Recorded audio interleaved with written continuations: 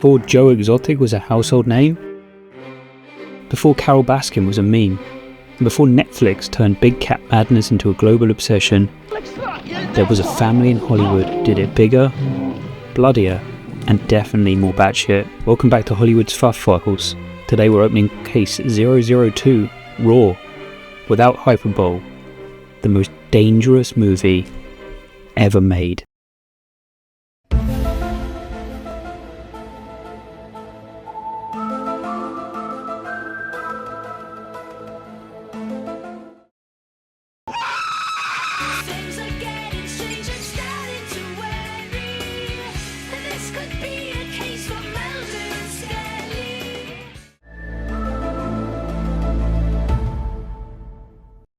The tagline for the re-release says it all.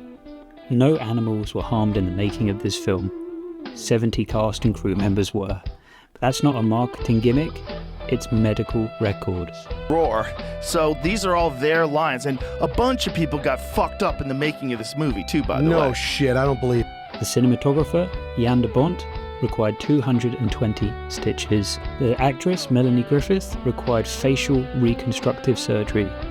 And the director, Noel Marshall, contracted gangrene, but the whole story is even stranger. In 1969, Tippi Hedren, the star of Hitchcock's The Birds, was filming Satan's Harvest in Mozambique. She and her husband, movie producer Noel Marshall, had occasion to observe a pride of lions move into a recently vacated house, driven by increased poaching. They decided to make a film centered around that theme, with production starting when the first script was completed in 1970. They began bringing rescued big cats into their homes in California and living with them. Filming began in 1976 and it was finished after 5 years, fully completed after 11 years in production. But they didn't want to use movie magic or safety glass, no, they wanted authenticity. So to do so, they moved over 100 apex predators into their suburban home. We're talking lions, tigers and panthers lounging on the sofa and sleeping in the kitchen. 400-pound lion named Neil just hanging out in the kitchen while the kids did homework. And there's photos, there's images. Teenage Melanie Griffith lounging in bed with a lion, not a cub, a full-grown, I could snap your neck before you wake up lion. To Tippi and Noel, this wasn't a risk. It was a spiritual connection.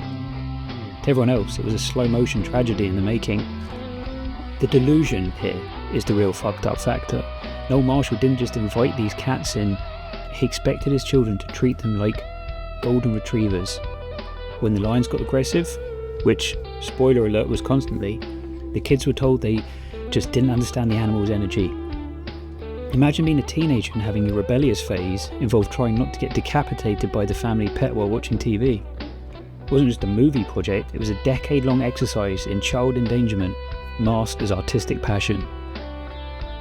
But the cats eventually stopped playing along. During the 11 years it took to film Raw, the family wasn't just working, they were surviving. Melanie Griffith was mauled so severely by a lioness she needed 50 stitches and a literal face transplant to save her career. Her father's reaction, he didn't shut down the set, he didn't move the lions out, he kept the cameras rolling. In his mind, the blood was just more authenticity. Almost every single person on the crew, over 70 people, were bitten or injured at some point. The luckiest people were the ones who only got minor scratches. When you see Noel Marshall, his son, bleeding, Melanie Griffith looking terrified in the film, that's their real blood. There's no stunt doubles for the bites, they just film the actors being attacked and edit it into the story. The lions were so unpredictable, the crew often had to film in total silence so they didn't trigger the cats. The screams you hear are actually added in post-production, or they were the genuine screams of the actors in the moment. By the time Raw was finally finished, the family dream was a smoking crater. Tippi and Noel's marriage was dead, the kids were traumatized, and their finances were decimated. They set out to show the world that humans and lions could coexist in harmony. Instead, they proved that the only thing more dangerous than a wild animal is a Hollywood ego that thinks it can tame one. The Marshall family survived the lions, but they didn't survive the movie. It cost $17 million to make, it earned less than $2 million at the box office, and it left a trail of scars that never quite healed.